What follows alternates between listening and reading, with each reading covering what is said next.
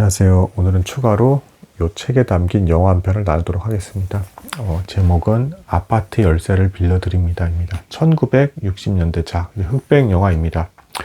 제가 먼저 검색을 해보니까 이것을 이제 편집해서 올린 분이 계세요. 근데 이제 그분이 사랑에 포커스를 좀 두고 있고, 저는 이제 이 책을 이제 중심으로 나누겠습니다. 이 책을 중심으로 본다면 단순히 사랑에 포커스를 둔 것은 아니고 1960년대에 미국 사회의 어떤 어두운 부분을 보여주는 그런 모습을 이제 담고 있는 영화라 볼 수가 있겠습니다. 물론 그 안에 핵심은 사랑이기는 합니다.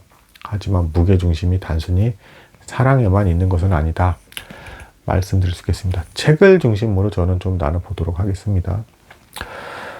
일단은 이때 당시에 미국은 당연히 이제 초강대국이 되었고요. 굉장히 부유하고 이제 번성하는 나라가 되어가고 있었습니다. 계속 발전을 하는 것이죠. 그런데 이 1960년대 도덕적 해이, 심각한 타락, 참 이제 역사적으로 되게 반복이 되는데 참 신기한 점은 뭐냐면 물질적으로 풍요로워질수록 정신적으로 해이지고 도덕적으로 문제가 많이 발생을 하더라. 뭐 이런 것이 되겠습니다.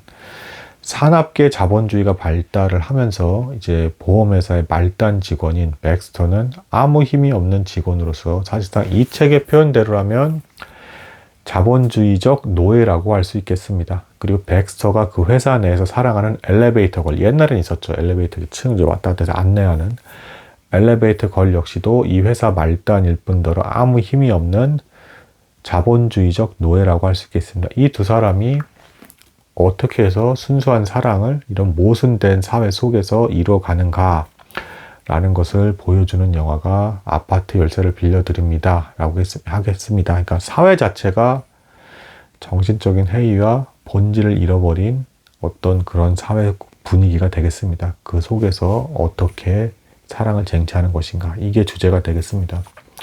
내용을 좀 살펴보겠습니다. 이미 말씀드렸다시피 남자 주인공이 보험회사의 말단 직원이에요. 백스터는 아무 힘이 없습니다. 그리고 심지어는 아주 허름한 아파트에서 이제 혼자 살고 있는데 집도 일찍 들어갈 수가 없습니다. 왜냐하면 직장 상사들이 여러 명입니다. 들이 백스터의 아파트를 예약해서 계속 빌립니다. 그럼 빌려서 뭘 하냐? 거기서 불륜 행각을 저지르고 있었다. 아주 끔찍한 이제 사회 분위기가 되겠습니다. 말단 직원에게 승진을 약속하면서 실제로는 승진도 이루어지지 않습니다. 계속 낙방을 합니다. 그러면서 승진을 시켜줄 듯 줄 듯 하면서 그 방을 예약을 하고 거기서 불륜 행각을 저지르고 있었다. 더 끔찍한 것은 뭐냐? 막상 크리스마스 날 같은 명절이 되면 이렇게 힘이 있는 사람은 불륜을 저지르고 엉망진창임에도 불구하고 가족들과 나름 또 함께하면서 외로움을 달래더라. 그렇지만 이게 백스터처럼 결혼도 못하고 힘이 없고 돈도 별로 벌지 못하는 이 말단 사원, 무능해 보이고 너무 요령이 없어서 착한 이 말단 사원은 매일매일 방을 빌려주느라 집에도 일찍 들어가지 못하고 밖에서 떠돌아 다녀야 되고, 그러다가 감기에 걸리고 고생하고, 정작 크리스마스 날 같을 때는 아무도 함께 해주는 사람이 없더라. 그런 사나운 미국의 어떤 자본주의적 사회 모습을 보여주는 것으로 시작을 하고 있습니다. 하지만 어쨌든 이 백스터도 사랑하는 여인이 있었으니 바로 엘리베이터 걸 큐 벨릭이었습니다. 이 여인을 짝사랑하고 있었던 것이죠. 그리고 이 큐 벨릭은 이 엘리베이터 걸이잖아. 위아래로 오르잖아요. 이 도시 안에서 이 큐 벨릭이라는 여자는 어딘가 좀 비정상적인 또 생각을 갖고 있었는데, 백스터도 방을 빌려주는 것 자체가 정상이 아니잖아요. 근데 오염이 된 거죠. 이 자본주의적 사회에 돈이나 승진, 명예욕에 대한 어떤 오염이 된 남자의 모습을 갖고 있는 거죠. 착한 남자임에도 불구하고 영향을 받아서 큐 벨릭이라는 여인도 이런 사회 속에 영향을 받아서 마치 상하 수직을 위아래로 올라가는 그 자신의 일을 수행하는 것처럼 이 여자는 출세지향적이고 꼭대기층에 있는 높은 신분에 있는 남자를 동경하고 그런 남자를 만나서 평안한 결혼 생활을 하는 게 꿈인 그런 여자입니다. 자, 이런 상태 속에서, 하지만 어쨌든 이 백스터가 어느 날 27층까지 올라가는 일이 발생을 했을 때 이 큐 벨릭이라는 여자가 이 백스터를 잠깐 주목하게 됩니다. 하지만 실제로는 백스터는 19층에 있는 하급 말단 직원이었습니다. 어쨌든 잠깐 29층까지, 27층까지 올라갈 때 전무님 방이 있을 때까지 올라갈 때 주목을 받게 되고요. 거기에 이제 전무님의 부름을 받은 그날, 이제 이 백스터는 이제 어떤 또 명령을 받게 되느냐. 이 전무까지도 백스터가 방을 빌려준다는 사실을 알게 되어서, 자, 진짜로 승진을 시켜줄 테니까 나한테 방을 빌려달라. 그래서 이 백스터는 깜짝 놀라서 다른 상사들, 어정쩡한 그 회사의 그 허리 정도 위치에 있는 사람들의 예약을 다 취소해버리고 이 전무님에게 다 일정을 맞춰서 방을 빌려주게 됩니다. 그 대가로 이 전무는 승진과 함께 뮤지컬 티켓을 줍니다. 이 받은 뮤지컬 티켓을 가지고 이 백스터는 이제 마침내 용기를 내서 이 큐 벨릭이라는 여인에게 데이트 신청을 하게 되고, 이 큐 벨릭은 그 데이트 신청을 받아들입니다. 저녁 8시 반에 만나요 라고 하면서 이제 추운 겨울날 밤이었습니다. 약속을 이렇게 잡았는데, 그 약속을 잡은 그 당일날 백스터가 그 뮤지컬 그 극장 앞에서 한참을 기다리는데도 도무지 이 큐 벨릭은 나타나지 않았습니다. 무슨 일이 발생하고 있었느냐?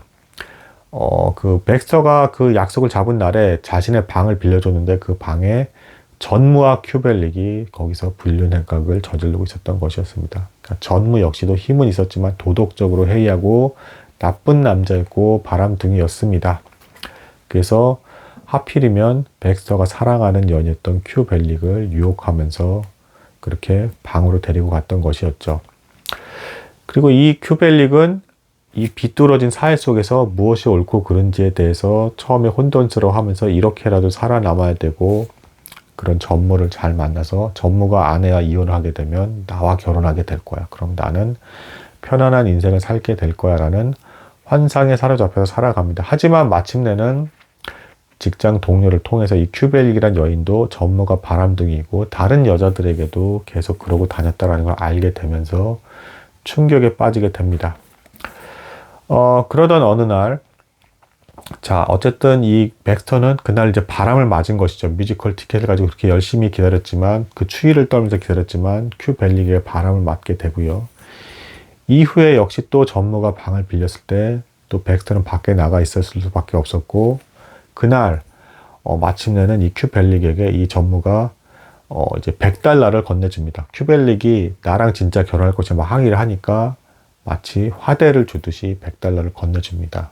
그러니까 이것에 대해서 마침 큐 벨릭이라는 여자도 자존심이 완전히 상하게 되면서 내가 창녀 같은 삶을 사는구나 라는 걸 뒤늦게 깨달으면서 백스터의 그 집, 그 방에 뒤지다가 수면제를 발견해서 자살 시도를 하게 됩니다.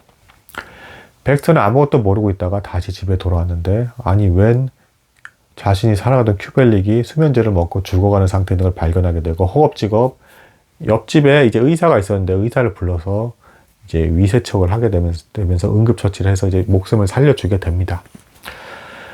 이런 과정을 겪었음에도 불구하고 곧바로 이제 그 큐 벨릭이 이제 백스터에게 돌아온 것은 아니었습니다. 여전히 이 사회 분위기가 이런 게 쓸려가면서 이제 자기의 주체적인 선택을 잘 하지 못하게 되고 갈등하고 고민하는 과정을 겪게 됩니다. 또 이제 이 과정에서 전무가 이제 알게 돼서 이 백스터라는 그 백스터가 이 큐 벨릭을 자살 시도한 걸 살려낸 거를 알게 되고, 이제 정말로 이제 이제 승진을 시켜줘서 아무에게도 소문을 내면 안 되기 때문에 자기 옆방에다가 이제 두게 만들어 버립니다.